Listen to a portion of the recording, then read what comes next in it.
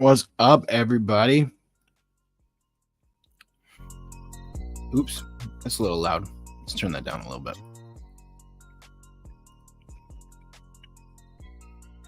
What's up, Crispy? How you doing?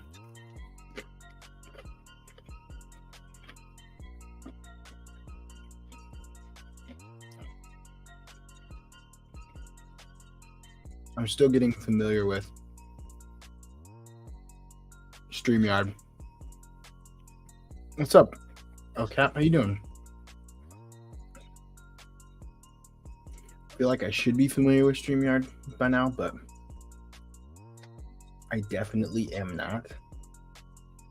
So every time I just kind of like relearn things.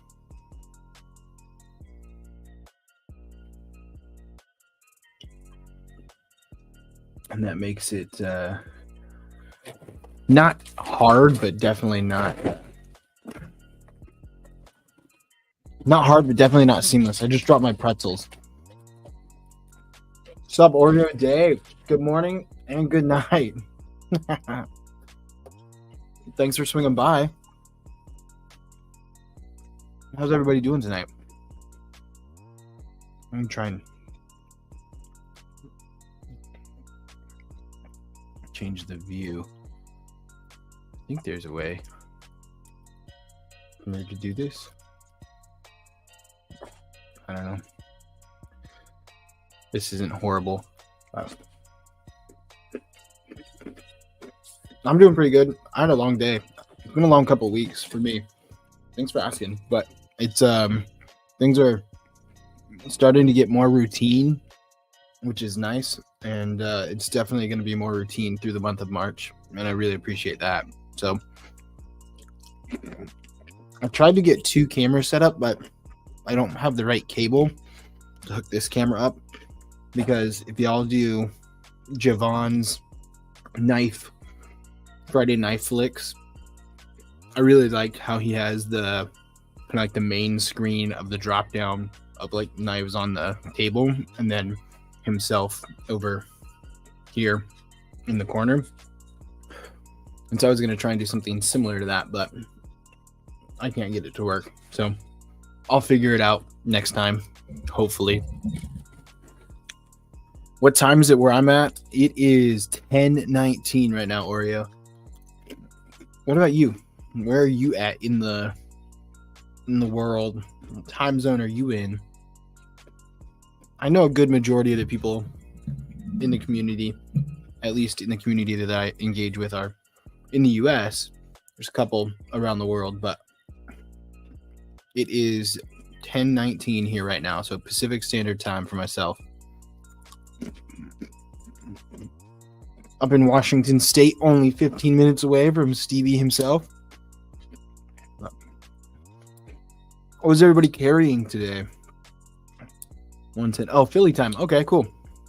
That's not too bad. I usually try and go till 1 a.m. or so, but tonight I think we're going to cut it around midnight, because the reason I do Tuesday nights is because typically I don't work on West Virginia. All right. Well, typically I don't work on Wednesdays, but I'm working tomorrow. I don't have to be until 10, so I'll go till midnight, wake up around 7:30ish or so. I'm actually truly, like, legitimately 15 minutes from Stevie too. Like, we joke about how Washington State, especially up here north of Seattle, everything is only 15 minutes away. But Stevie has like kind of mapped it to my house, and it's only like 15 to 17 minutes. So I'm like truly only about a 15 to 17 minutes away, which is nice to have people in the community that close to connect with and stuff. So I like it quite a bit.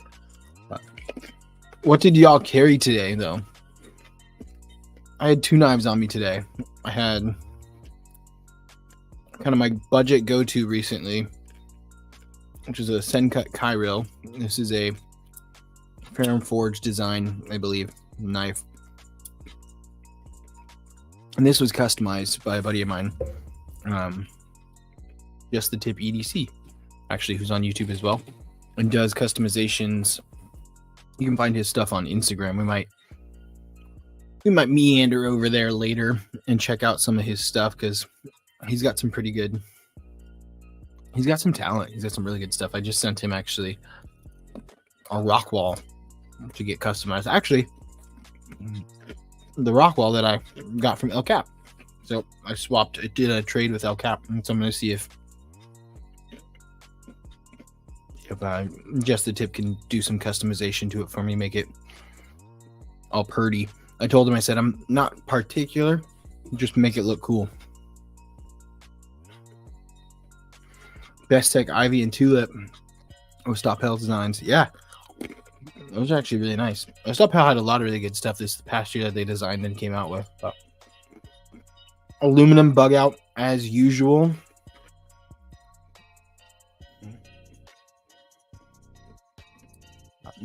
I had the Sandcut Cairo, and then I also had Umnuzan.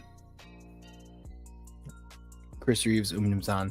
This is not my knife. I wish it was, but this is not my knife. This is Steve Clare's knife. And so he's loaned it out to me to do a video on and carry for a while. And I'm actually really excited. I really like this knife. I'm trying to figure out if I can convince Steve Clare to sell this to me because I love it that much, but or at least tell him when he's done with it to sell it to me.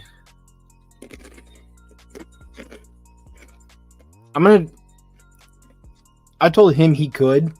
I didn't really say do anything crazy. I just told him, I said, hey, if you want to remove the topo and just kind of make it look cool, do what you can. I trust his design. I like it. I like the aesthetics that he does on a lot of the customs that he does. And he customized the Harsey that I got that we showed, I think 2 weeks ago on, or no, it was last week on Stevie's. It was either Stevie's or it was Sharif's live that I jumped on, but yeah, it was so he customized this, and it was a full customization. So this was just a stonewash when it came through. So he customized the studs, he customized the pivot hardware, the cap hardware, these back spacers as well, and then he did an acid to the blade as well. And so he did like a full custom on this and did everything. And I will say this is one of my favorite knives now. One, I really like the Harsey because it's a really good knife in itself, but knowing that I got a brother who customized it and did some crazy stuff to it just makes it that much better. So he definitely did a really good job on this. And so I told him with the rock wall, do whatever he sees fit, what he thinks is going to look best, and then send it back when he's done. So I'll be excited to see what it looks like. I'm going to try not to peek on his Instagram when he customizes mine. I think it's getting there tomorrow, so he hasn't started it or anything like that, but I'm going to try not to peek on it too much, but I'll probably see it. It is the 4. It is the 4. Yeah, so it's the 4-inch. It's not the 325. I do want to get a 325, just being up here in Washington State, especially in the Seattle area. The 325 is something I could carry. I could carry this. I would just, in the wrong setting, I might get in a little bit of trouble. So I would definitely get the 325.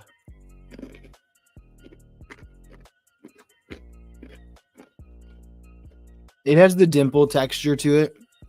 I don't know if it was originally the golf ball one. El Cap might know. I got it from El Cap.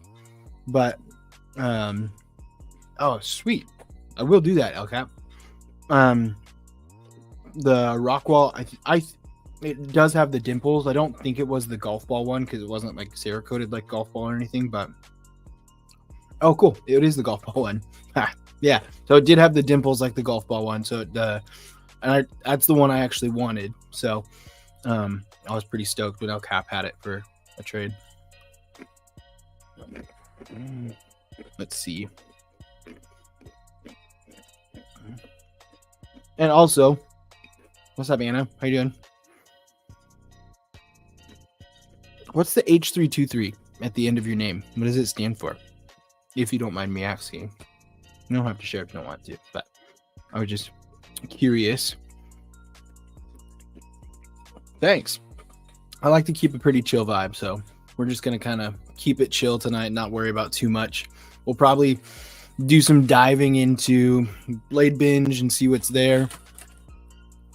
I've got 8, 12, 16, 18, 20, 1, 2, 3, 4, 5, 6. I've got 26 knives out on the table around me as well we could look at.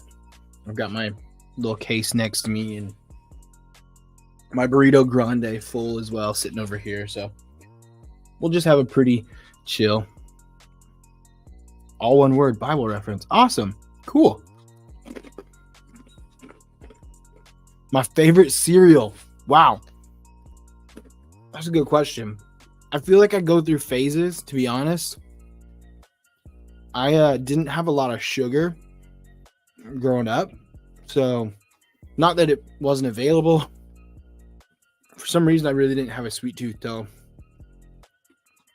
I would say late adolescence, early adulthood. Like between 17 and 20, I started developing a sweet tooth. So, growing up, it was like Raisin Bran, to be honest. I loved Raisin Bran. I ate Raisin Bran.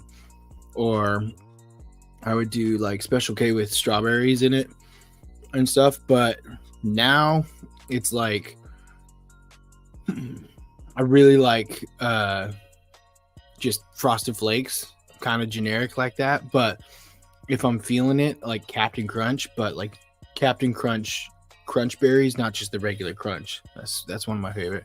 Sugar is bad for your body, but good for your soul. That's very true. Transparent Knives.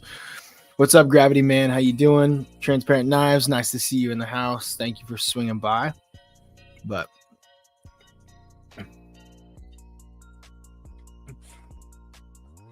I haven't tried that yet, actually. Mixing Raisin Bran with Life. That's something I'll definitely have to try. I've done, this might be weird, but I've done Raisin Bran with like Greek yogurt before, when I've been like, okay, I need to cut and I want good protein and I want to be full, so I'll get the Raisin Bran and Greek yogurt and I'll mix it that way, and I use the Raisin Bran kind of like a granola. But Honey Bunches of Oats is very good and sugary, and it does feel healthy. I got like hiccups going on. It's driving me crazy. It does feel healthy, but it is not healthy at all. It's like when you go to Subway and you're like, oh no, it's fresh food. It's really, I mean, it's Subway. It's really not that good for you. But yeah, I do like Honey Bunches of Oats though. That is a good one. I would say those quasi-healthy cereals are probably some of my favorites, because it's not as bad as like Lucky Charms or Cinnamon Toast Crunch or Trix or anything like that, but it is, or Captain Crunch. But it's got more flavor and sweetness and sugary than something that's just like a straight up bran flake or Rice Krispies or something. I have oat milk I got for recipes. Now I need to do the rest of it. I had a cousin growing up who was lactose intolerant, so she always did orange juice with her cereal, and I thought it was the weirdest thing ever until I tried it. And I was like, well, it's actually not that bad, depending on what cereal you put it in. I wouldn't do it with like Cheerios, but yeah.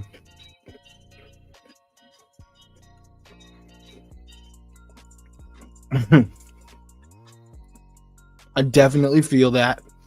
I also feel like once you become an adult, at least this is how I was when I was by myself. Before I got married, I was solo. I was walking around and I would get like the largest, I'm sure everyone's done this. You get the largest bowl possible and you pour the entire box and you just sit there and try and eat the whole thing. Sometimes you accomplish it and sometimes you don't. But either way, you had a great time and your belly's full. And so that's fantastic. What's the last thing everyone ate? For me, I just bumped the table. For me, it's pretzels, obviously. But aside from the pretzels, we had sloppy joes for dinner. So I had sloppy joes earlier tonight. Now that we're on the topic of food, that's all I'm thinking about is food.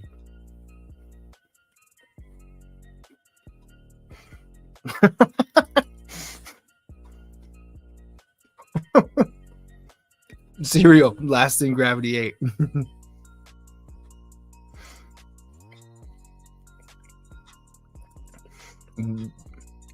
Fruity Pebbles are good.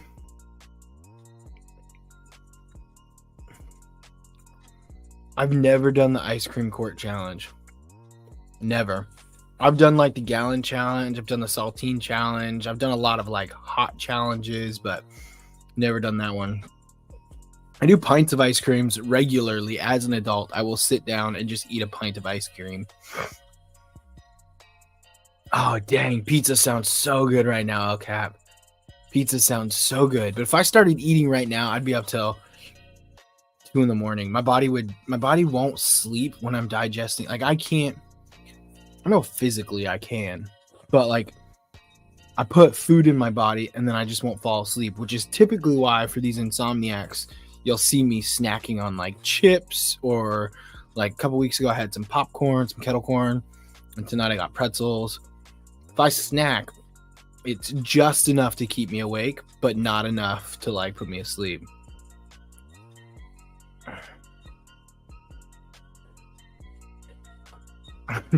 Trying not to go to my freezer for ice cream right now. I wish I had ice cream in my freezer right now. I would go get it.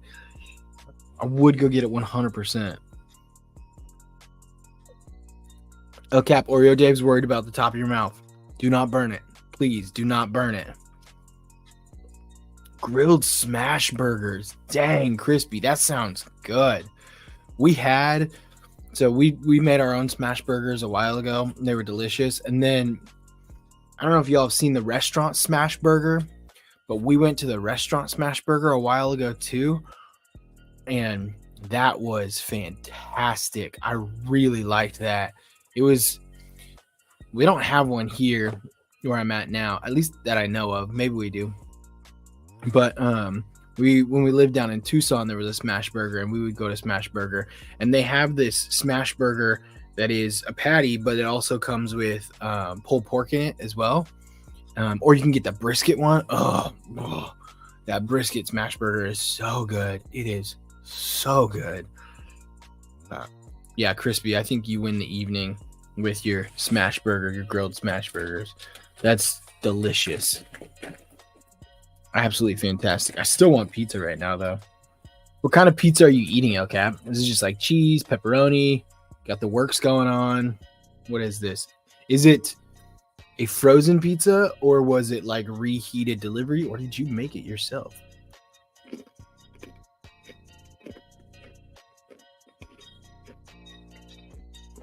Our food truck that opened the other year, the smash burgers. I'm always skeptical about food trucks, not like anything with the quality of the food. I will eat anything. I'm always skeptical about, like, there was a food truck that did hot dogs, and where I was from, and they did gourmet hot dogs. I do quotations, gourmet hot dogs. But Red Baron's actually a really good one. Crispy, stop it. That sounds so good. And I'm trying to tell a story. Now I'm just thinking about pork belly. I'm thinking about pork belly burgers. Oh, man. I want some food. All right. Okay. No pork belly. No smash burgers. Stop. Just thinking about something else. Cool. So there was a food truck that did gourmet hot dogs, and the hot dogs were primarily like gourmet hot dogs, but when you came down to it, they were just buying the cheapest hot dogs that you could think of, and then they had like Ballpark Frank buns as well, and they were charging like $13 for a hot dog, and I was like, this is a Ballpark Frank bun size hot dog. and a ballpark Frank. Like they had the packages. You could see what kind of hot dogs they were cooking and the buns and everything. And I was like, it cost you like $7 for that entire pack. And the stuff that they're putting on is like a can of chili and like French's onions.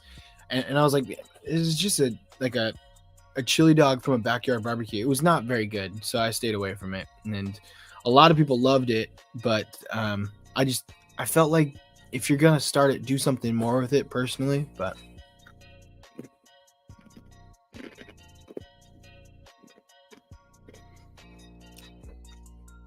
that's disgusting, but really good advice. Brent told me there's no bathroom in a food truck. I've avoided them unless I can see a bathroom nearby. It's really smart, and I never would have thought of that, to be honest. Everyone's got to go. Everyone's got to go. That. Yeah, that changes. That's going to change how I look at food trucks from now on out. 100%. Yeah. I saw the Red Baron for sale the other day. Just not enough room in my freezer. Quick meal at the time is the breaded salmon nuggets. They're easy air fry. Breaded salmon nuggets. Where did you get those? That's a Costco thing. My Costco does not have them. But I get a lot of our quick meals from Costco. And I know we don't have breaded salmon nuggets. Otherwise, I would have them right now.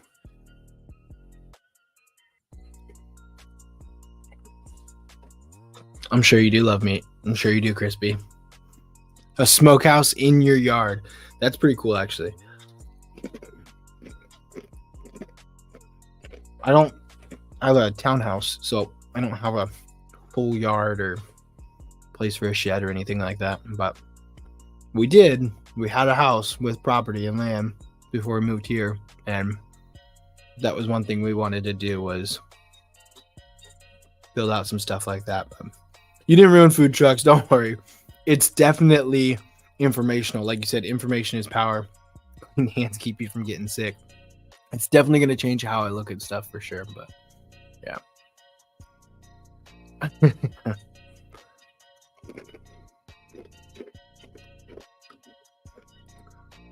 Holy cow burger. 2 grilled cheese sandwich with burger stuffed in the middle. That's a lot. And yeah, that's definitely a challenge. Especially because usually those challenges, maybe not with this, but usually those challenges aren't just the like entree. It's like, hey, and there's a bunch of fries to come with it, and there's all this extra stuff that you have to eat with it and stuff. And so it just usually makes it so like I could probably eat one of the sandwiches with the burger, maybe not both, but I could probably eat one of the sandwiches with the burger. If I really push myself, maybe both. But then if there was like fries or potato wedges or something like that to go with it, then I'd be done for sure.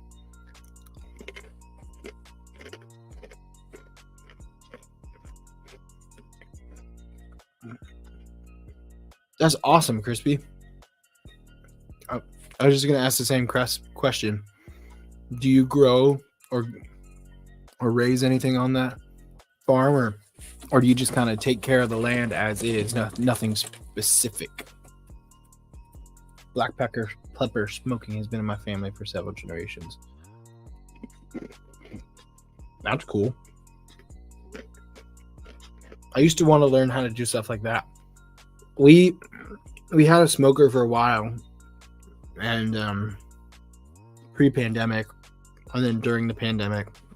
Also, I think it's really weird how now a lot of times we calibrate things based off of like the pandemic timeline. But we had a smoker pre-pandemic and then into the first part of the pandemic, and I was learning how to do like make my own. Well, I was learning how to smoke things and then use this smoker kind of as a dehydrator. It's not really that great, but to make my own jerkies and stuff like that, like the smoked flavor to it and stuff like that. And so it was pretty good, but I would love to know the actual techniques and be able to do something like that.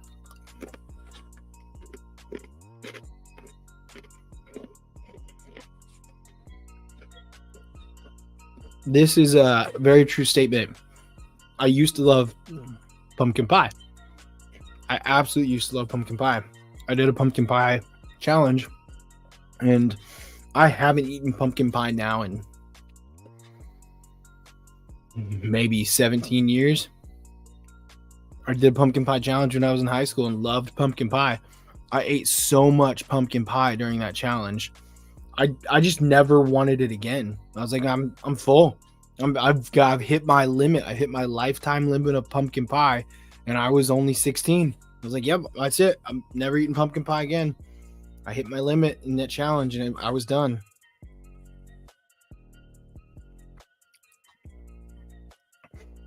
Crispy, what do you hunt?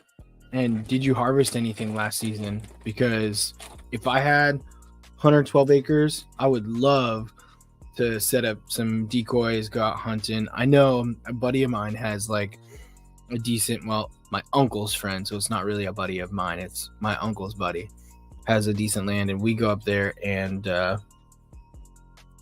we hit turkey season. Really, we were up there during deer and elk season as well, and there were deer and elk, but we were told the deer and elk we weren't allowed to hunt because he was hunting them, and there were only so many on his property that he had spotted with game cams and stuff. But that would definitely be something that I would love to do. I typically do shotgun for birds, and then I'll go out and do archery for big game and stuff like that.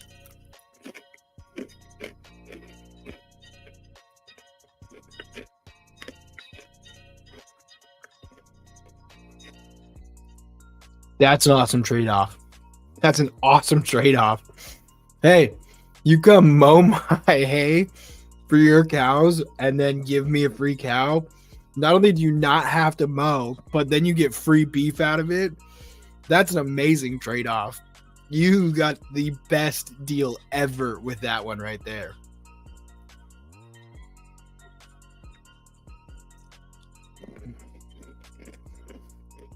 It's the pumpkin pie thing, but with knives. You just have to buy all of them at once, and then you're done. And then you're like, yeah, I don't have any more knives to buy. I'm bankrupt. I'm gonna be living in my car for the next 5 years, but at least after those 5 years, and after the 7 years when the bankruptcy falls off, I'll be good to go. That's the way you do it right there.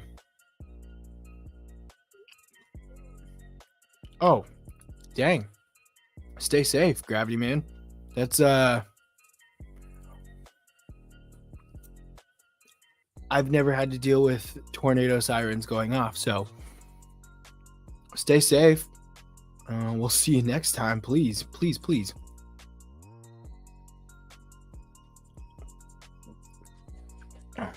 Bear, deer, rabbit, squirrel, pheasants, turkey. That's nice, Crispy. What's up, Caleb?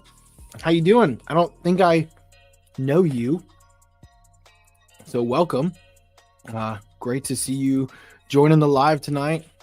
We keep it pretty chill here. We talk about some knives and stuff, and then we have some fun just doing other things. So thanks for joining us tonight, Caleb. Hope you stick around for a little bit. We were going over, a buddy of mine lent me his Chris Reeves Unizan, and so I was talking about how I had this over the last couple days and have absolutely loved it. So much so that I've been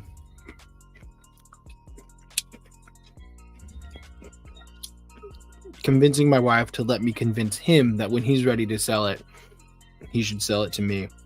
But I do think,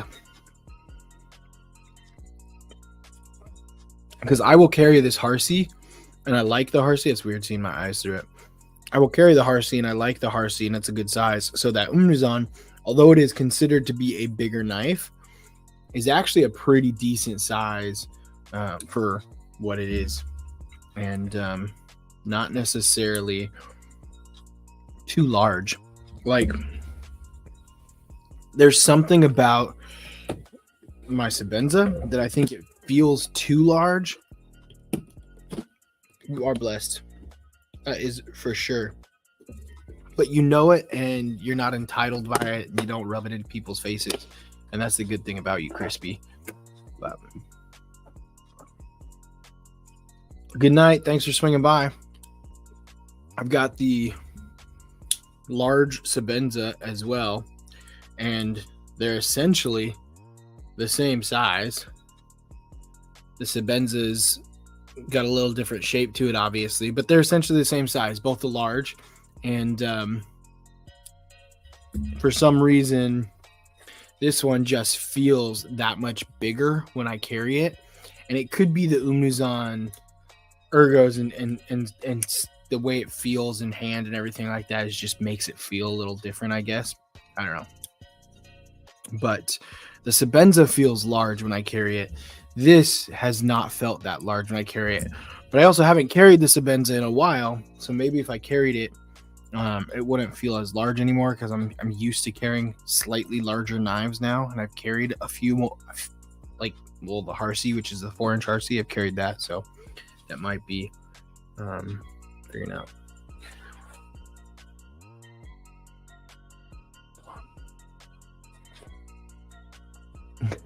Thanks, Oreo Dave. It's definitely been an evolution to get to that point, because I've had the opportunity to just drop the money and then get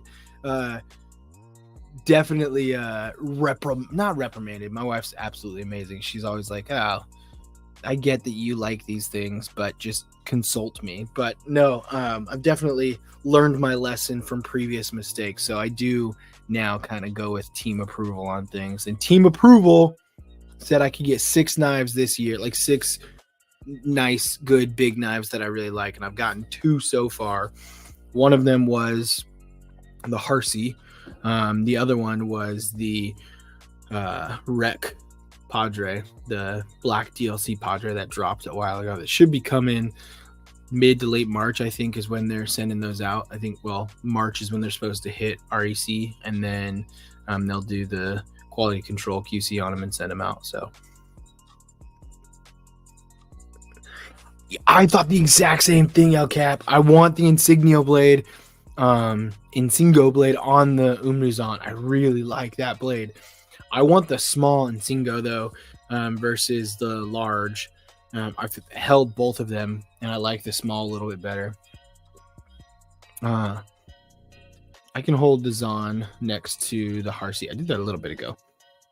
I don't know when I'm reading this and if I did it before or after, but here's the Zahn next to the Harsi, and this is the 4-inch Harsi, so gives you kind of an idea of how big that Zahn is, or how big the Harsi is if you're looking for both of those.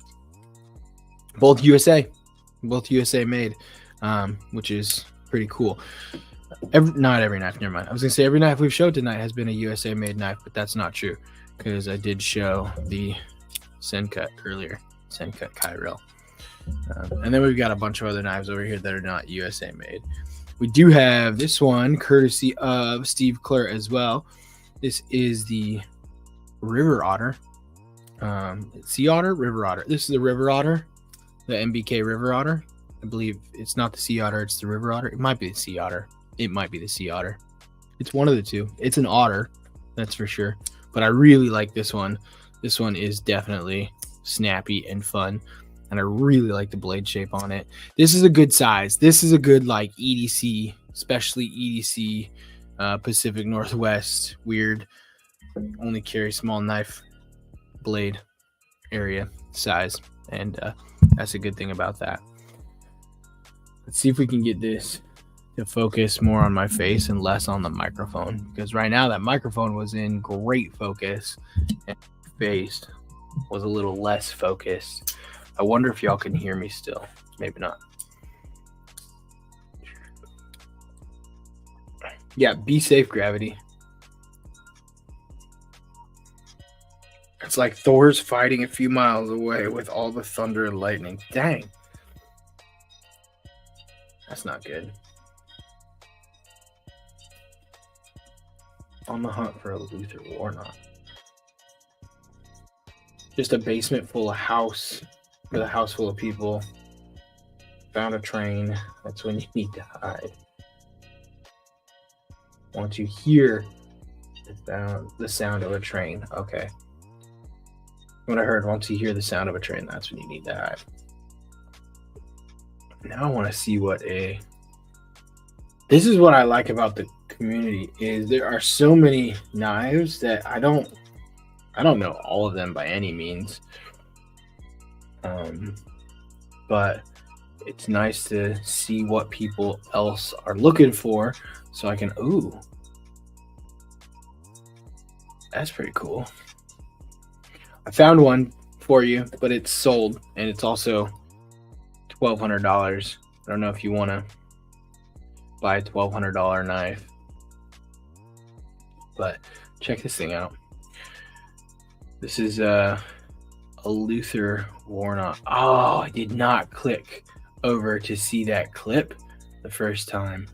I really like that color. I like that pop for sure. $1,200 and it is sold. How big is it? Blade length 3.5, 8.25. Dang, that is a fairly big knife. Weight 8.2 ounces. That's some chunk of metal right there for sure. 8.2 ounces. That is definitely a chunk of metal. Well, look how thick that blade stock is. That's something special right there. That's not going anywhere. That's gonna beat down whatever you need to. I would not get team approval for that. Yeah. Those are the ones that are really hard to get team approval. It's hard to get team approval on anything over $400. Really, it's hard to get team approval on anything over $200 sometimes. But it's hard to get team approval on $400, let alone $1,200. I got team approval on NCC Ragnarok, which ended up costing me around $1,200. It was it was my first full-on custom. I chose the pattern I wanted from a couple of their designs, and all the hardware and the pivot and everything and stuff like that. And it crispy. I want it. Well, it's sold. Sorry, you can't have it. And I don't know who bought it. But we could hunt them down together.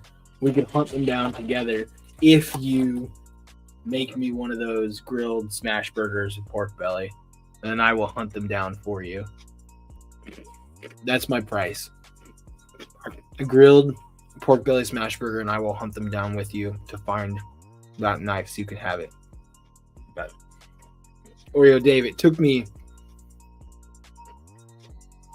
about 2 months, I'd say, to get team approval on getting a Ragnarok, which is about $1,200 after it was all said and done. And that one was really tough because there's so many other things you could use $1,200 on. That's probably a much better adult choice in life. I'm being honest. We all know it. This is not a healthy addiction to buy knives. It's not a healthy hobby either to buy knives. There's way better hobbies that are more suited to like bettering someone's life and financial future than buying knives. But we all love them for some reason. For one reason or another, they speak to us. We like them, and we continue to do it.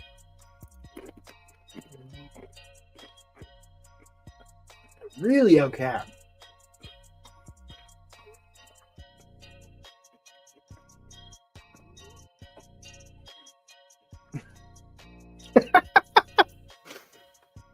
Start hiding money, and then she'd be happy to know that you were just hiding it to buy knives and not on hotels and mistresses. I'm sure she would be happy that you were using it to buy knives and not hotels and mistresses. But El Cap, the Narrows, really? I had one. I've got no hate against it other than it is overpriced for what it is. You are paying the butterfly tax times 10 for the Narrows. And if you love it, you love it. Get it. I'm not going to dog you for getting it. I mean, I've held one. I've felt it, but I don't know. We'll have to talk El Cap, though, because similar to one of our recent trades, if you really wanted arrows, I might have an in to help you get one at a not so crazy trade or anything like that, because yeah, we'll talk.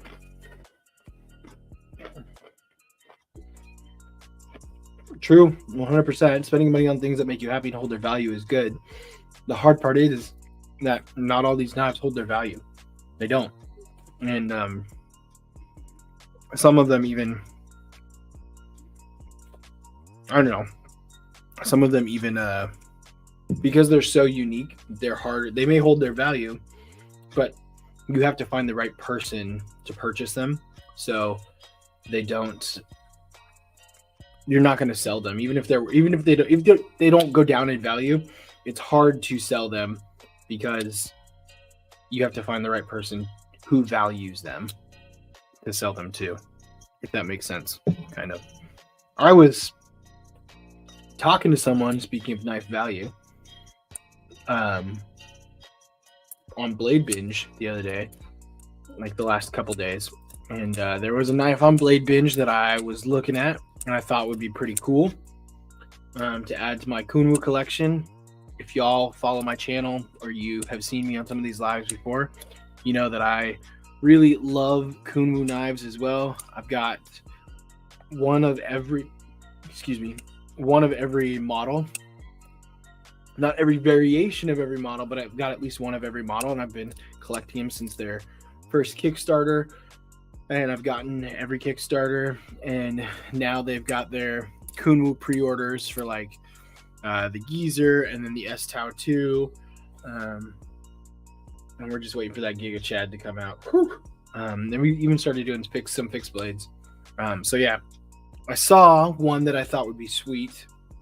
The Tau is probably one of my favorite knives. The compact Tau specifically is a knife that gets probably the second most, if not the most, pocket time in my collection. The compact Tau frame lock, and the Tau, the full size, is one that I really like. They made a Tau with the diamond texture like this in a Vanix blade, and it's normally $280. And I was talking to someone on Blade Binge, and if you're in the chat right now, I'm gonna hold true to what I was saying. But I was talking to someone on Blade Binge, and they priced the knife normally at table $280. They priced the knife for $300 because they put skiffs in it. $20 for skiffs, pricing it as it's been used for essentially table, to me was a little ludicrous. I was like, hey man, like I get you want to get your money out of it and everything, but would you be willing to come down? And he was like, no, because they're going to take some.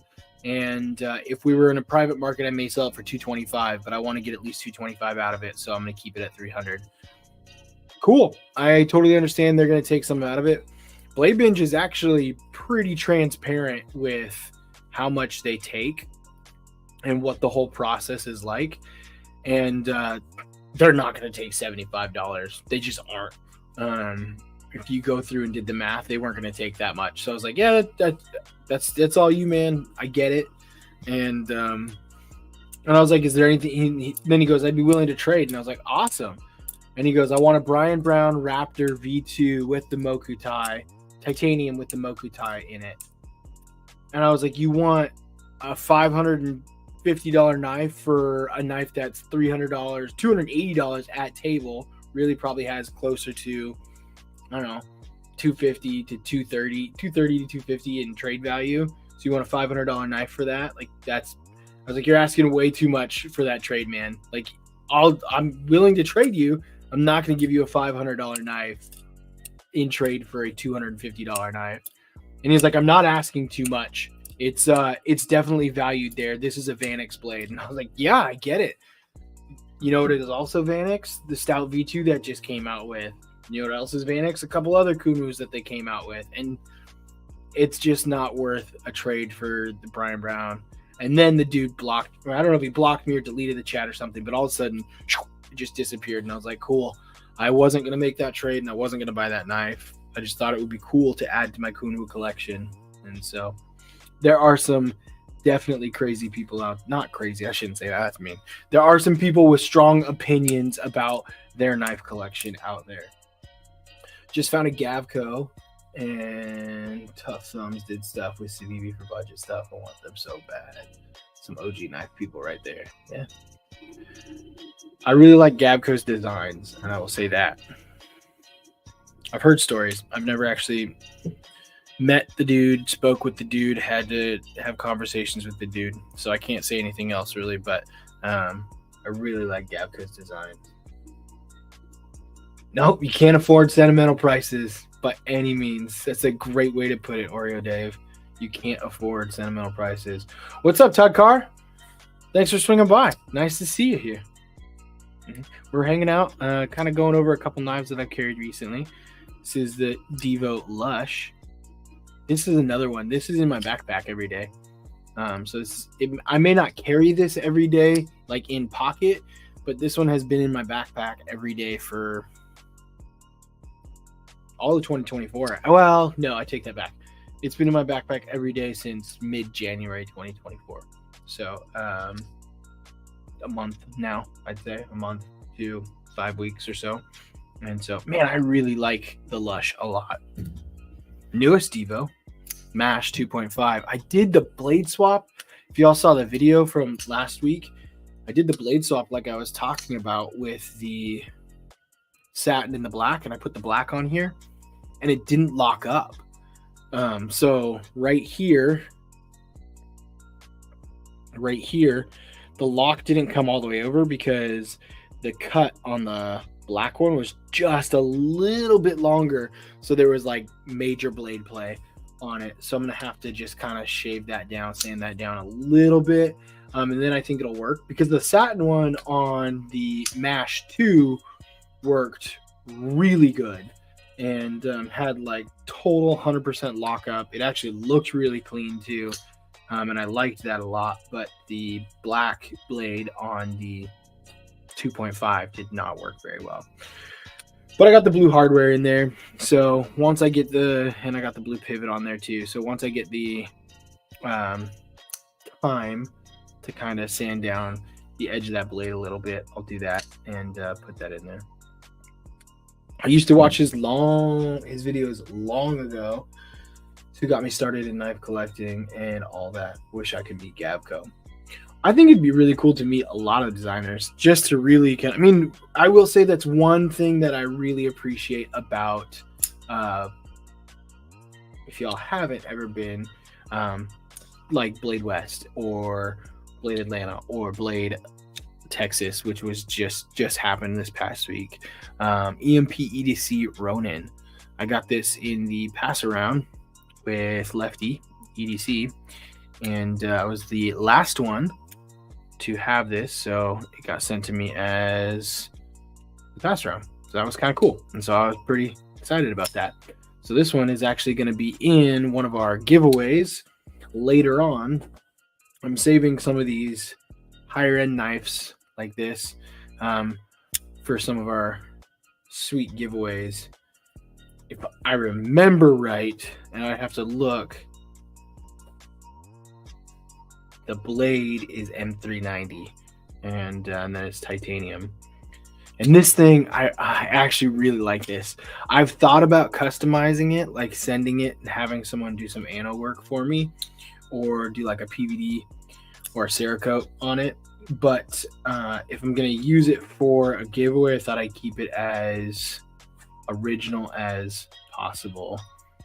Free stuff is always good. I'm putting it. It got put in the collection for giveaway though, so it's free for now, but it will definitely be going in the giveaway once we get a few more. It'll probably be with me for a year, and I don't ever carry it. I'm not a big Tanto blade person. I really like this one, and I will say this knife was done really well. It feels fantastic in hand, and the milling that they did on this, it's so smooth. It is so smooth.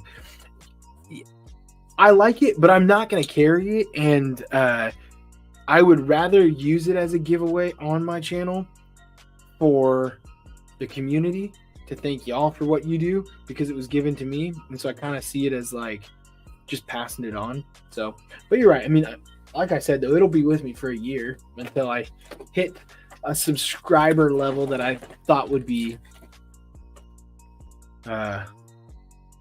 fitting of a really nice knife like that.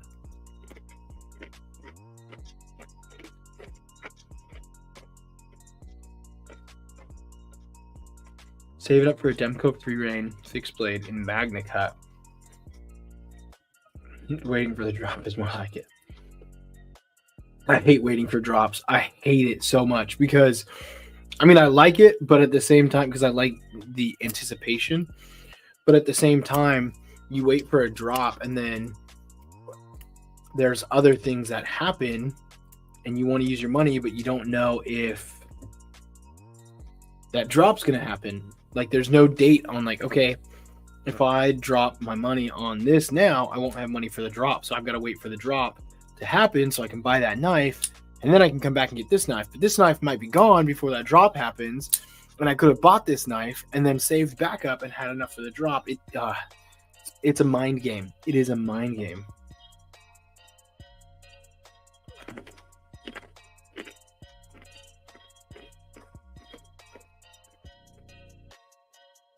If I know I won't carry a giveaway, I always play for someone else. That's nice. I always play with the, like, I will play for someone else if it's something I already have, or it's something similar, like I'm not going to carry or I don't want. I'll play for someone else. I'm like, all right, I'll play. Just put someone else's name on here. But sometimes I play, and I've literally never won a single giveaway. I take that back. I won one giveaway on Mattisfaction with Big Red and Stevie, and the giveaway I won was getting some of that stupidly hot chocolate that was the hottest chocolate in the world. That was just it was the best thing to win. I will say that it was a very good experience. But I do try a lot of giveaways on some of these channels to win stuff for giveaways for my channel. Like, okay, cool, if I can win a knife here, and then I'll give it away.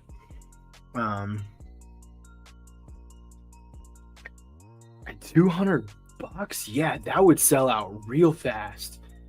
You've got Demco's name, you've got a Magna Cut fixed blade. Yeah, that's gonna there. That's nice, but consider you do all the work to run a channel, something I wouldn't want to do. And I'm guessing, I'm just of the opinion, I think if you come across a knife you like, you should keep it. That's true. That's very true. A good way. It was a win, Dave. It was a win. Okay, Oreo, you don't know what kind of good feelings I felt. Man, that was a horrible night. That was a horrible night. Oh man, I remember seeing, I think it was Grumpy who was doing it with us as well. The Cheeto did it, Grumpy did it, Maddie did it, Stevie did it.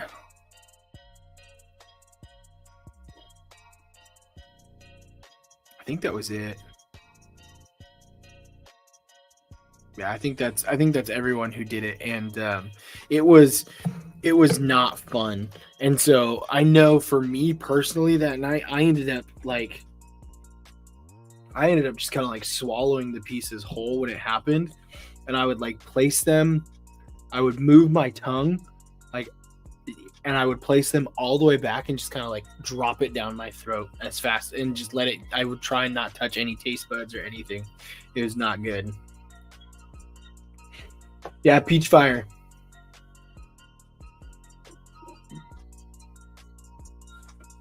Peach Fire for sure. I will probably, I mean, I do a decent carry. Right now I haven't carried as much because our garage is still, like I said, we're just getting into routines and so kind of filling everything out. But our garage has my knife box that's kind of hidden behind some other boxes. So I have to kind of like squeak my way over there to open it up to get knives out. So I have like the 30 knives out that I've been rotating through, and occasionally I'll go grab a new one. But when I have access to all my knives, I usually rotate pretty frequently because I like all of my knives and I like sharing my knives with friends and community and stuff like that. So I'll bring them out and I'll show them to people and I'll be like, yeah, check out this one. This one's really cool and this is what I like about it and this is the designer and this is what they did, and it makes a lot of that part of the game of it fun and everything. So it is what it is. Oh man, I never really believed people when they were like, hey, you're gonna hit 30 and then everything's going to change. Your body's going to start hurting. Your metabolism's going to slow down. You're going to have less energy. You're going to want to start taking naps. And I know not everyone is that way. I'm 33, turning 34 this year. And man, my body is falling apart. My knees are killing me. My hips are killing me. My back is killing me. My shoulders killing me. I'm tired almost all the time. It's hard to like stand up in the morning because my joints are all tight and everything. It is so crazy. It is so true that like I didn't think it was gonna hit this fast and this hard, but man, it hit hard. And I'm starting to gain weight like crazy. Not like in a bad way. I'm not saying I'm fat or anything like that, but I'm the heaviest I've ever been. I still look good and feel good, but I am definitely there. It's what happens when you get old. How do your non-knife friends feel about all them? My family questions me all the time. I will say when I fidget with knives, like this is the Kunwu Ronin right here. If I fidget with knives, my immediate family, like my wife and like parents and in-laws and stuff like that, they all know it's what I do. So like if I'm fidgeting around them, they're just like, yeah, that's Steven, that's what he does. But non-knife friends like at work or out and about and stuff like that, if I pull out a knife and start fidgeting with it, they're always like, what are you doing? That's weird. Don't do that. Put it away right now. You look like a murderer. Don't do that. And it's kind of how I feel sometimes. I'm like, okay, fine, I'll just put my knife away. No different than you with your clicky pen or twiddling your thumbs on your phone or anything like that. But yeah. Y'all want to see my Arius, my Koenig Arius? This is my Arius. It's one of the wood knife Ariuses. It's got the magnetic detent. This thing is pretty wicked. I actually really like this. I picked up 3 of these, not 3 Ariuses. I got one Utzler duck. I got an Arius. And then I got a smaller one. I think it's a Spyderco. I'm not 100% sure, but for my kid, a mini one, and he really likes that. But the duck is probably my favorite, and I really want a Utzler duck. That was on my list of 6 knives this year, but I'm very particular about which duck that I want because I've seen a couple come for sale, and they are variations that I don't want. I don't want one of the super, super expensive ones. If y'all don't know what I'm talking about, you should check it out or I can show you. But I do want a Utzler duck for sure. Definitely rotate as well, but occasionally you get that one knife that wants to stay in your pocket forever. Yeah. Curious, Todd, what is that one knife for you? What's that one knife that's kind of been in your pocket recently more than others? For me, I said it earlier, I think before you got here, it has been the Kunwu Compact Tau or Tau Compact. That's just been my go-to. It sits on my nightstand. It sits on my nightstand. It sits on my nightstand with a couple other knives.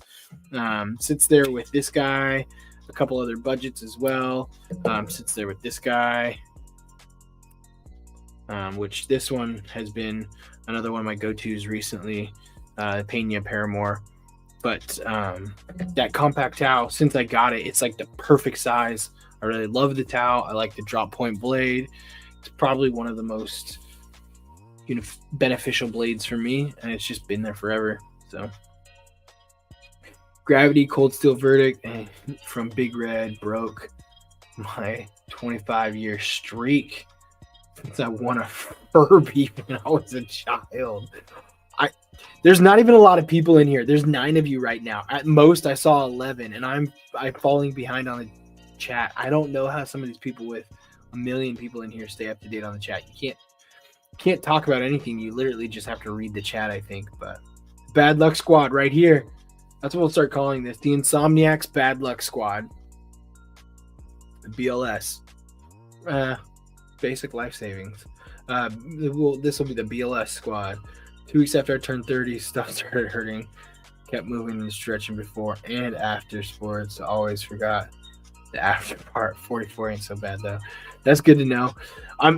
I went to a doctor and he was like, you need to start stretching like now. Like you should have way more flexibility at your age and at your activity level than you do. And if you don't start stretching now, you're gonna lose a lot of mobility later in life. And so I've started stretching more and more.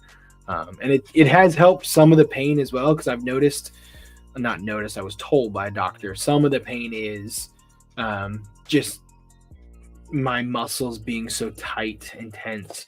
And so I've started stretching more and more, and that has helped quite a bit. But yeah.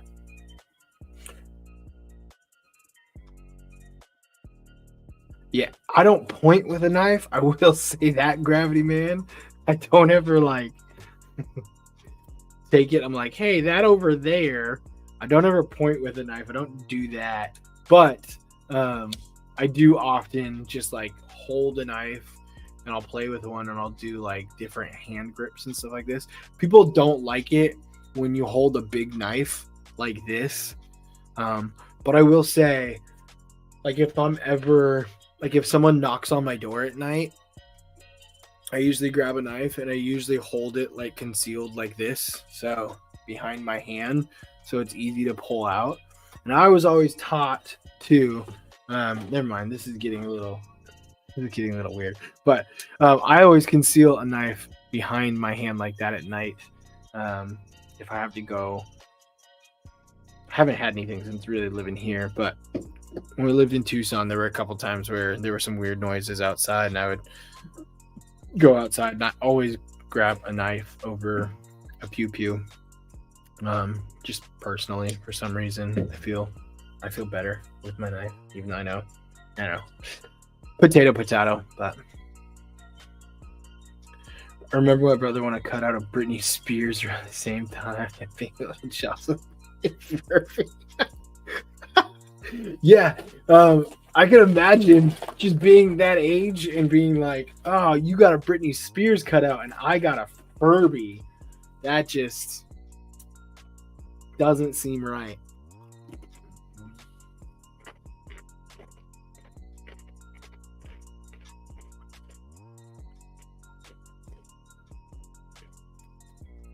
Oh, I think 1 in 1,000 is great odds. And there's oftentimes that the odds are like 1 in 100 or 1 in 50. Like, there's really good odds sometimes, but there are people who are very lucky, and nothing against them. Like, the people who are lucky, they're lucky. Cool, awesome. Everyone had the same odds. They just get it. But I've learned never to settle for variation you don't want, or likely future variation you want. That's true.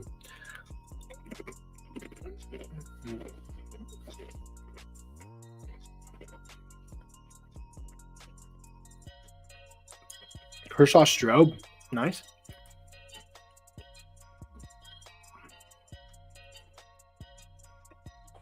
Self-defense and blade safety are good lessons, but I am not an expert. I'm not a trainer. I'm nothing like that. So I always try and, once I start getting into like, oh, here's what I was taught, and here's how to hold, and here's how to protect, and here's how to do these things, and so I do that. I always you got to be careful,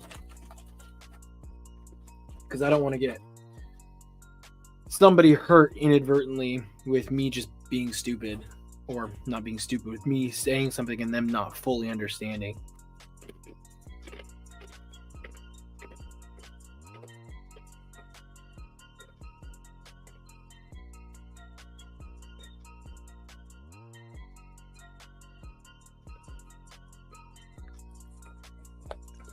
The Tempest Microburst or the Benchmade Mini Freak? Curious. I haven't held a Microburst, but is it similar in size to the Mini Freak?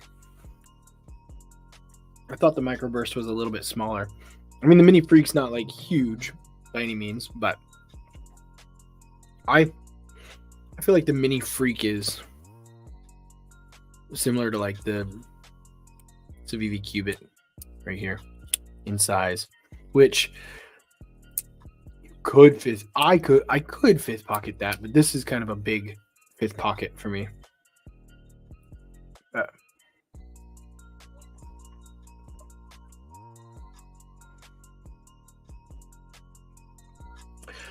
Oh, Cap, I bought into FOMO so bad for a while.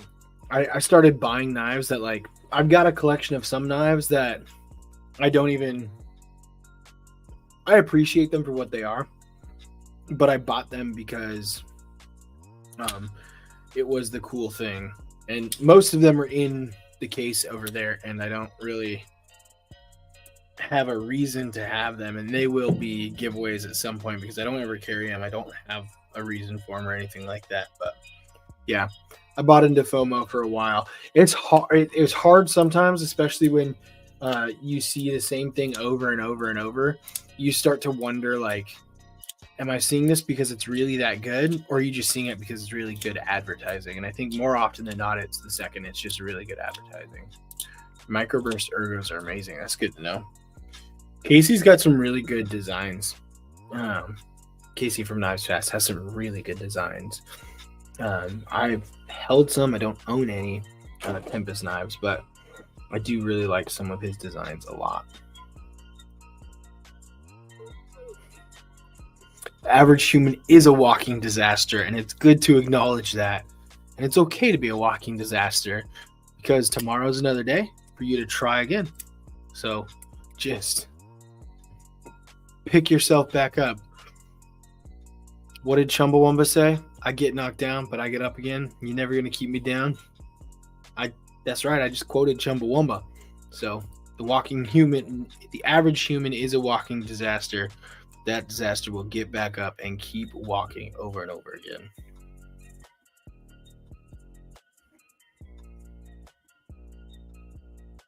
Okay. So the Microburst has that forward choil to choke up on it. So it feels a little bit, probably looks smaller, even though it's about the same size, and then just has that forward choil. I will say, forward choils where you can choke up on them like that, like the Lush has one as well, it adds so much to the ergos and control when you can get in there like that. It just makes the knife feel, in my opinion, a lot more comfortable. Like, you can stay back here and be comfortable as well, but as soon as you can get in there and have like a chunk of the handle coming out here, your hand just feels better, especially when you can do it on a small knife like this. Comparison, 4-inch Harsey, so a big Harsey, but I mean, comparison, you can choke up on that Lush and it feels amazing, as if like this Harsey feels really good in hand. This Lush feels pretty dang close. Ergos, not quality, not make, not build, nothing like that. Ergos feel pretty dang close because you can choke up. Now, the weight of this and everything else makes a different story. But yeah, being able to choke up like that is definitely really nice to have.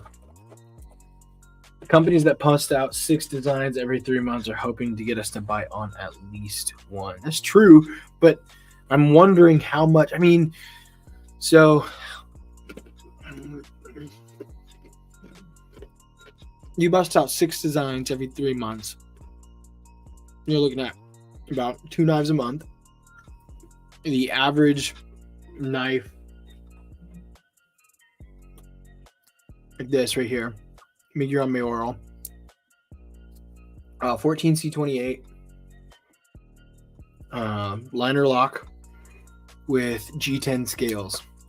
This thing probably cost I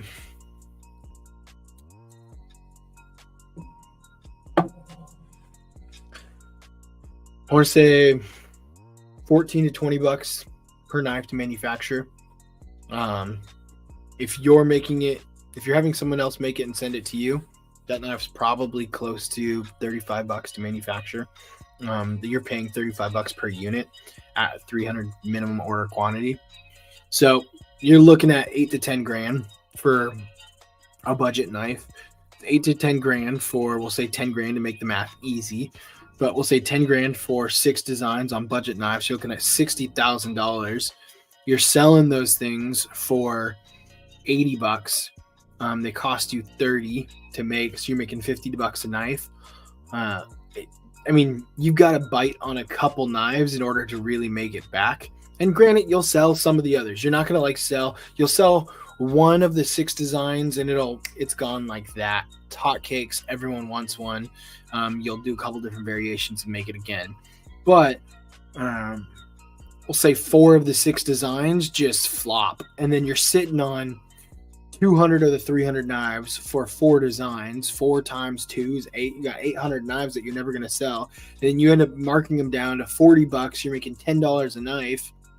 And it's a steal for the community, but no one's really making anything. It's definitely a battle. So I get what you're saying, where companies pump out 6 designs every 3 months, hoping us to bite on one. But there's a big risk involved in that too. I do the same. I put my stuff on a wish list, and I'll either wait for a sale later, or see if my tastes change, or I'll wait to see if they make like a premium version that I want better, and I'll put that on there as well.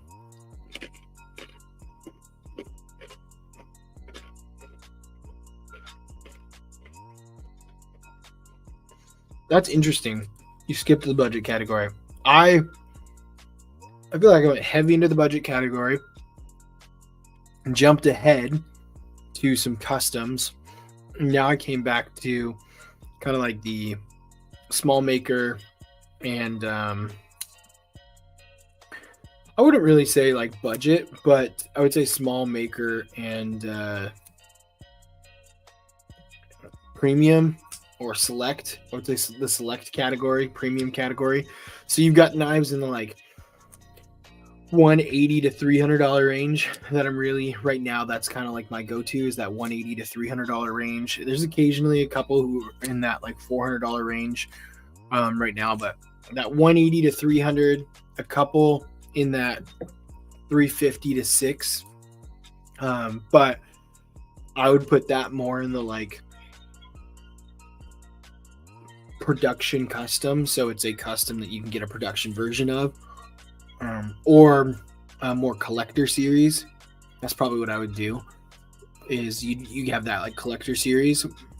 So I classify knives in a bunch of different ways. Let's lay it out all right now. You've got your budget category, you've got your classics, you've got your select series, your premium series, you've got your custom series, and then you've got the custom production series. And those are kind of like the main categories that I look at knives. There's a bunch of different people who look at things different ways. But and the price point for all those is kind of this like meandering path, because sometimes you can have a production custom that's made with like aluminum, G10, 14C, Oz 8, Oz 10, 154 cm, or you have it with 20CV, S90V, M390, M398, LMAX, Vanix. Those are some really cool ones. ZDP, and you have those things out there that are then going to be much more premium. So it's a like moving battle with it. But I still find myself going to multiple categories. Like I have a knife coming tomorrow from Amazon. It was $60. I'm really excited for it. I'm not going to tell you what it is because I'm going to make a video about it. But yeah.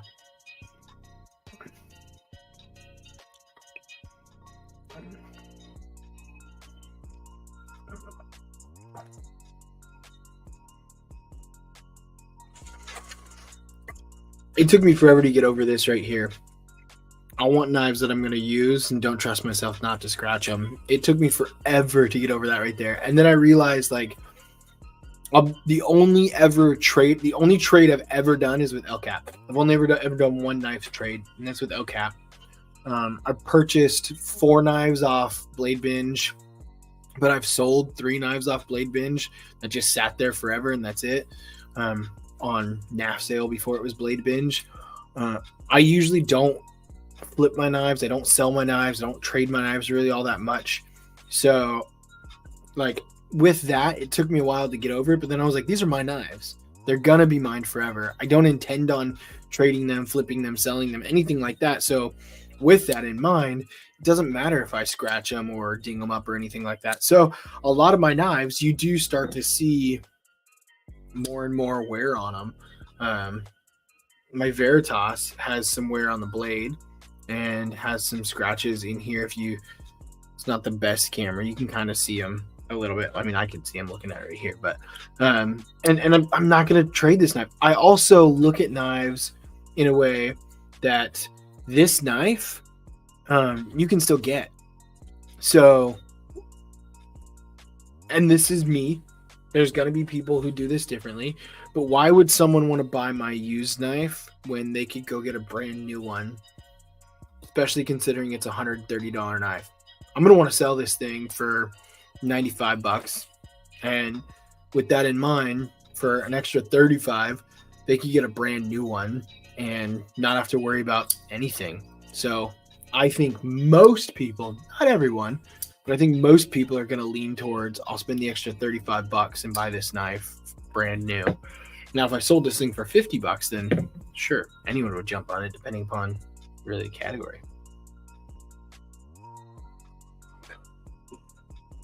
Thanks. I think too much about things sometimes. I would love to, I mean, if I had time, I would love to do like a comprehensive breakdown and then like go through my collection and see like where things land in that breakdown, considering to my mind. So like looking at the table right here, we have budget knives. You got your Vosteed Nightshade, you've got your Mayoral, you've got your Rat 1, Rat 2 over here. You've got your Civivi Cubit that we talked about. You've got the Elementum over here as well. Yeah, so I mean, there's budget knives on the table that we can go through and look at some of those. And then you've got your like high-end knives as well, and some of those are like, you've got the Shiro, you've got the other Shiro over here, you've got some production, I don't think I have any production customs on the table right now. Well, actually, you got the Pena Paramore, which the Paramore itself is not a custom, but Pena makes a very similar design, a very similar model that is a custom. So you've got like your production customs on the table as well, another budget right here, and then you've got that like select series, which isn't quite premium in my mind, and I think like the select series is going to be like the MASH 2.5. That's where in my opinion, the Veritas is going to fall, as well as like the Lush is going to fall in that category. And then you do have like the premium category, which is going to be the Umnuzan. It's going to be the Harsey. I would even put this Wii in that category as well because of the materials on it. So it would be interesting to go through my whole collection based off of some of those categories that I just talked about and see where things land and where they fall in all of that. I got my knives all out of order. Had them all kind of nicely placed, and then I got them all mixed up. I did that to myself, though, so that's my fault, which isn't bad.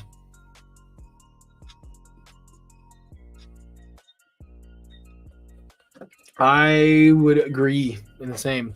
So I've given away a couple knives on the channel. We've done some giveaways, as some of y'all have seen, but more often than not, I've given away knives to like friends and family and stuff like that, buddies from the knife community. Just like, hey, I thought I don't carry this knife anymore, or I saw this and I thought you might like it. Check it out. Let me know what you think, type thing. And so I give away a crap ton of knives because of that. Because I rotate the crap out of my knives, but every knife has a lifespan, I think, and eventually you're just not going to carry everything, or your taste changes or whatnot, and then you're like, okay, well, let's see who else can appreciate this. This is Nitro V, I think.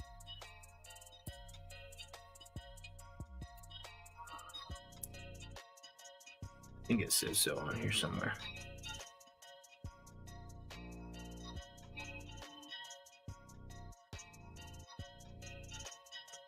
We were talking about O-Stop Hell. This is an O-Stop Hell design right here. It's a slip joint. It's a VV O-Stop Hell design. The High 5 or Chi 5 or something like that. I believe it is Nitro V. I can't find it on here. Oh, there it is. Maybe. No, that says O-Stop Hell. The other side says Nitro V. I don't know. So Vivi makes a lot of Nitro V now. So yeah, the Chi 5 or Chi V or whatever. But O-Stop Hell for sure. And I'm pretty sure it is Nitro V. But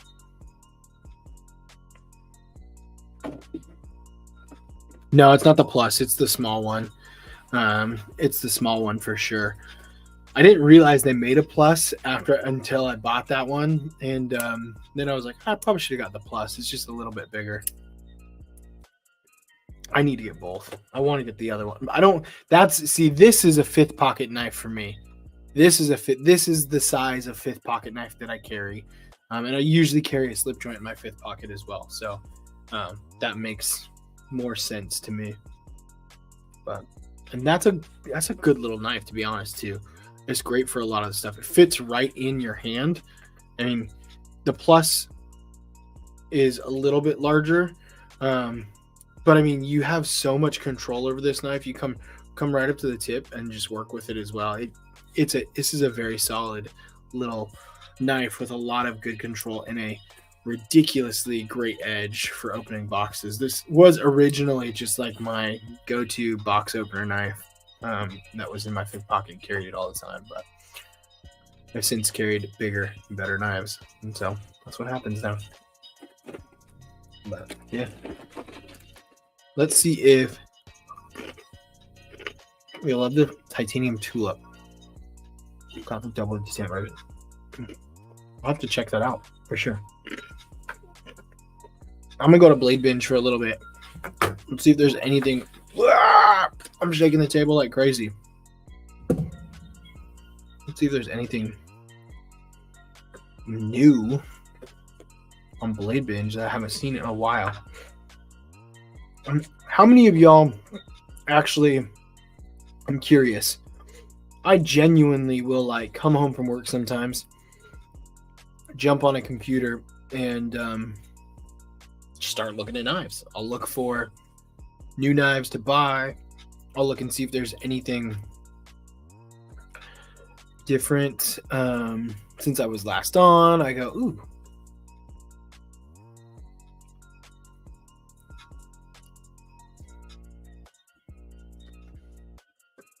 Titanium scales.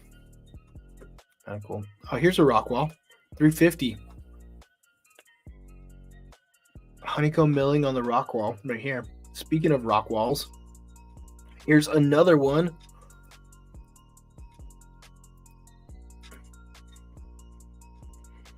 I really like the Rockwall that I got from El Cap. It's like a perfect design it's a perfect size and design for what I do a lot of times. So I've been really happy with it. That's one knife that I was very satisfied with the trade that happened. Speaking of the Paramore, Mars Valley, so we've got the red fat carbon on this one right here. I really like this knife a lot. I am curious to see how the M4 holds up over time up here in the Pacific Northwest. I'm not a fan of this knife. I got to hold this knife, and I know a couple people who love this knife, but this Iridium, especially, I'm not a fan of that knife at all. Go get it if you want it. It's a fancy, worse version of a bug out, in my opinion.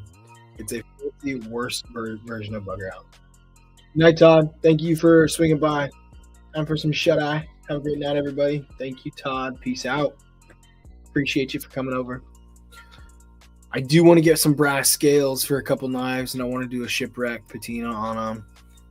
But so this is a knife that has interested me for quite a little bit time, and I don't know if it's the whole FOMO that we were talking about earlier on the Bergblade Sweeney or the Mini Sweeney. I don't know if it's FOMO or if it's something that I'm going to regret, but it has a lot of elements of a knife that I would traditionally and historically really appreciate and like. But yeah, I don't know. It's Mystic and Rex 45. Dang. Okay, harpoon blade right there.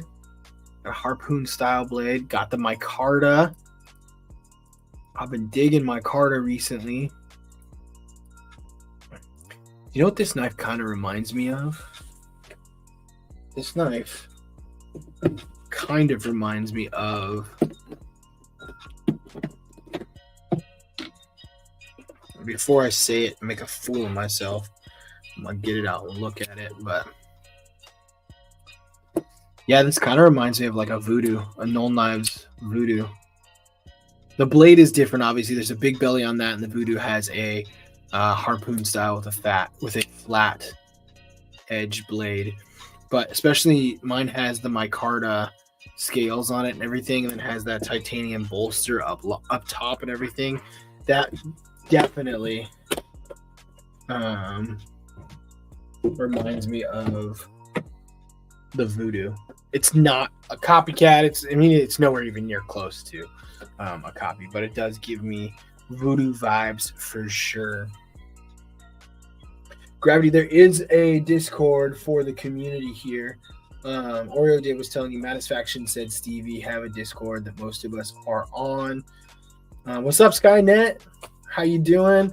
Thanks for swinging by. If you head over to Matisfactions,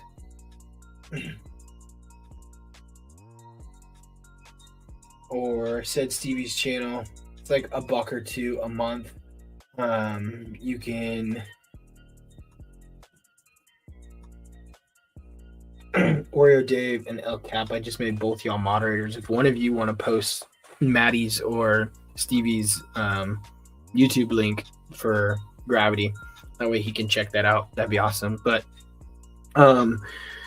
you can join their channels as channel members. It's like $1 or $2 a month, and then you get access to early videos and as well as like the Discord where all of us are on and stuff like that and everything, or just hang out in Matisfaction and said Stevie's lives. And oftentimes people are giving away free memberships, and if you get a membership even for a month, like a free membership for a month, Maddie gives you the Discord, and then you're in the Discord for ever, pretty much.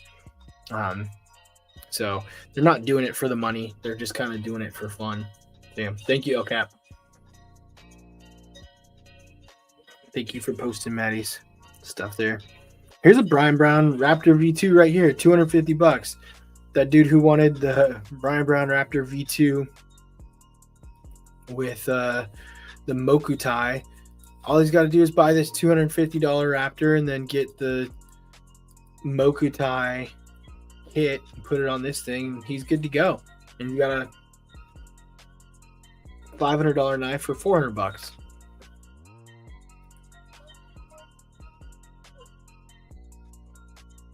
But I'm sure that person told him the same thing. I'm not a fan of McNeese. I'm really not. I have looked at a couple of them. I held a couple of them. I don't know what it is. I think it's almost too liked of a knife, that because so many people are into it, I'm not type thing. It's my way to be rebellious. I have been looking at a Maverick. I really like my Rockwall, as I said earlier, and I've been looking at a couple different Maverick variations when they pop up, and been interested in getting myself a Maverick because that would be a nice little addition. Tick Trinity, heavily modded by the previous owner, JBizzle55.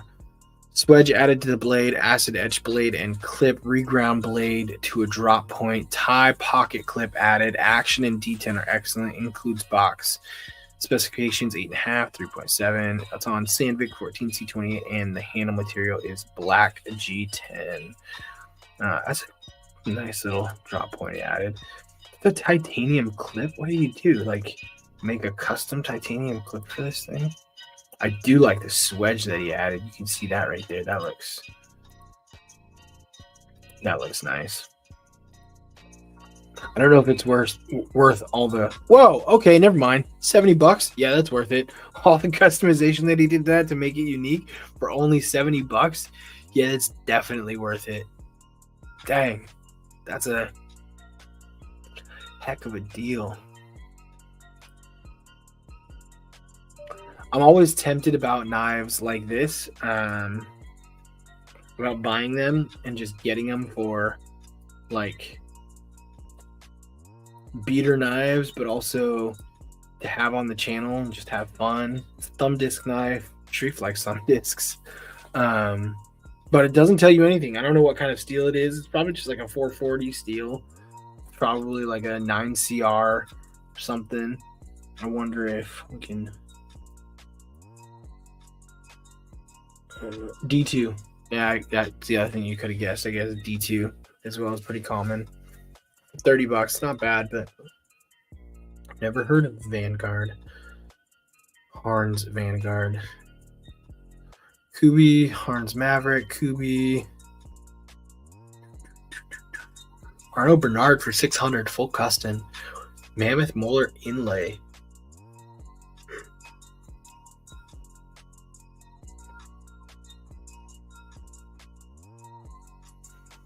I will say transparent knives, that is probably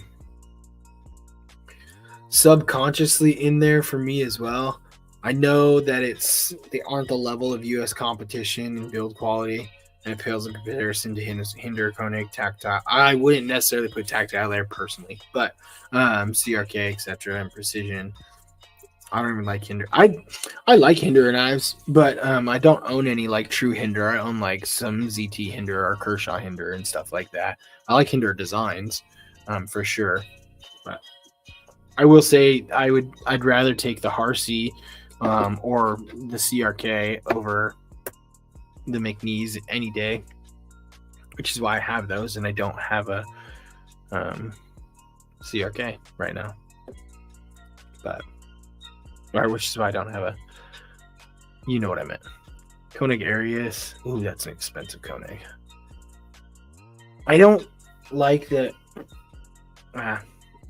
We've had that conversation before. Ooh, Riot XO. Oh my gosh, 275, and it's got the fat carbon, the Arctic fat carbon. I don't think that's the locking version though either, which isn't bad. Yeah, that is not the locking version. That is a nice looking knife, though. I have an XO. I've got an Micarta XO.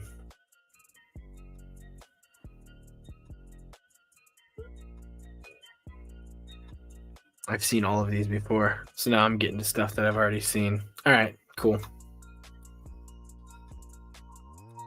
So back to stuff that I have already seen.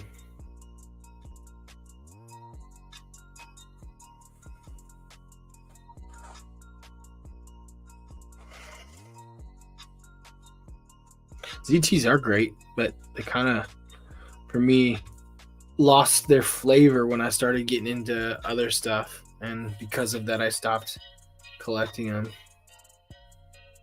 All right, Oreo Dave, you have a good night.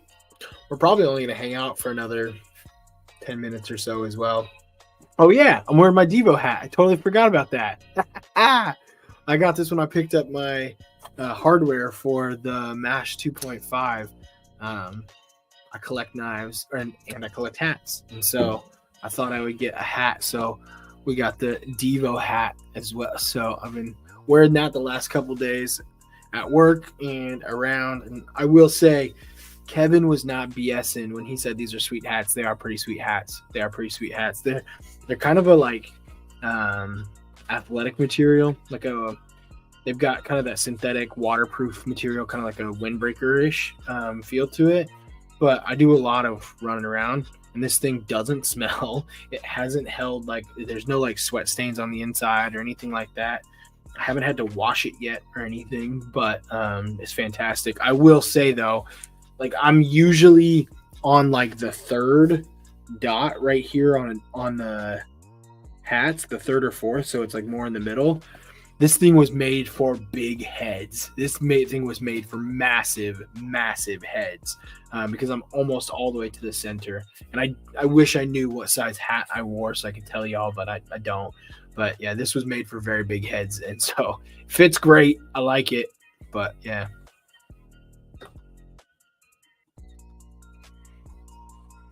I would say Gravity, if you want a custom, I would do exactly that. Wait for the perfect one for yourself, or go to a show. Go to like Blade Texas just happened, but go to like, I don't know where you're at, I forget. And you talked about tornadoes, so the Midwest maybe. I don't know. Are you in Tulsa? Are you in Tulsa, Oklahoma? OKC, Michigan. Oh yes, that's right. You said you wanted people in Michigan to trade knives with, and all that stuff and everything. But I would say middle of nowhere. If you can ever make it to one of the Blade shows, it's a great place to like feel, hold, have a lot of customs in hand. Go with $1,000, find a custom for $600 to $900 that you want to walk out with and leave. And that is a great question too that El Cap asks, is what kind of custom you want. What are you looking for in a knife? And then, even though you got no one to talk to in person, you've always got the lives like this. And there's always a lot of people that have a lot of knives. It's the great thing about the community is like Skynet likes McNeese, as he was saying. I don't like McNeese, but I respect McNeese, and I respect that other people like them. And they've got some really good knives. I just personally have a different flavor. So, yeah. So there's always going to be something that you want that no one else does. And if you have an opportunity to find something similar or familiar, then save up a little bit extra, go to a blade show, meet the community, find some really cool knives, and get yourself a sweet custom. You should also check out Blessed Knives. I know we've talked about it a couple times, but I forget who it was. I think Dope just dropped a Blessed Knives video. I think Dope just dropped a Blessed Knives video because he said, oh man, he had a really, really bad dad joke as the starter for his Blessed Knives video. What's up, Hinder Collector? How you doing? But Blessed Knives has some pretty sweet. Oh, it was a Ripley, believe it or not. Blessed Knives is, I think, what his title was. And yeah, the Blessed Knives, when Stevie had the Ripley here, it was pretty sweet. I really liked that. So yeah.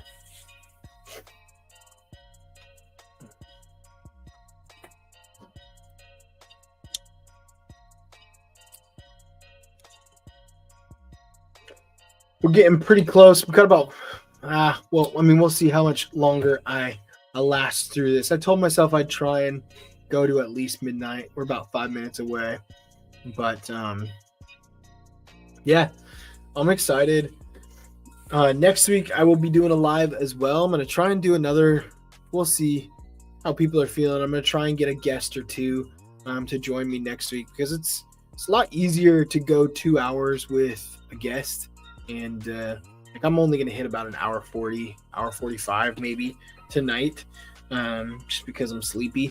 And I got to work tomorrow morning, but I won't have to work the upcoming Wednesday, so I'll be able to do late night Tuesdays. But it's a lot easier when you have someone to talk to and have someone else to kind of work with you on this as well. So I'm going to try and get someone to do late night with me next week or the week after, so it's a little bit more entertaining for y'all. Plus, it's more fun for me to have someone on live as well with me. So, if anybody wants to come on and participate in the live as well, I am more than happy to send the invitation out. Just hit me up on Instagram, and I'd love to have you. Even if you want to stay hidden, you don't want to show your face, that's fine. We can just have a conversation and talk about knives and stuff. So, yeah. Good night, Crispy. You have a sweet night, sweet dreams. And, yeah. I think I'm probably going to call it there. We'll probably call it there. Everyone seems to be – I'm getting sleepy. Crispy's getting sleepy. I feel bad. Brant just joined us, and we're calling it a little bit early, but feel bad that we're doing that. But oh well, we'll see you next week, Brant, for sure. We will be back here doing this, having fun, and doing some cool stuff. And yeah, so until next time, Fibidabit, did you just join us? Fibidabit, did you just join? You're joining literally in the last 30 seconds of the live. I'm happy you're here. Thank you for joining. Appreciate it. I know this is usually like the halfway mark for when I do my lives, because I just start more around 11 and go till 1, but started an hour earlier this night. But Pedro, you made it too. So glad you made it. Everyone's joining in right at the end here. On time. Right on time. Yeah. Much like a wizard. All right, cool. It was just creeping in the background there. So yeah. Oh, Dustin Bowers. Y'all don't realize this. That man right there was in my wedding. He was one of my groomsmen. Nice to see you, buddy. What's up? So, the notorious lurker, Fibidabit, and Pedro A. All right, well, we're calling it a night, everybody. But we will be back next Tuesday, probably the week after as well. Until next time, peace.